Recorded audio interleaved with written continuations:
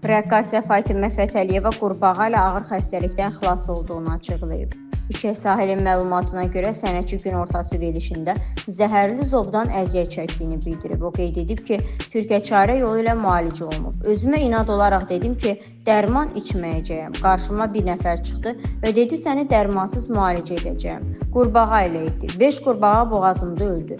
Qurbağa sayəsində dərman içmədən zəhərli zobdan xilas oldum. Deyilmişdi.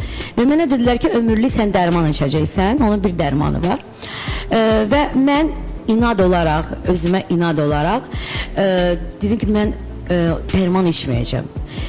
Və Allah elə elədi ki, mənim qabağıma elə bir insan çıxdı ki, dedi ki, Fatimə, sənin müalicəni mən edəcəm. Və qurbağa ilə 5 dənə qurbağa mənim boynumda öldü.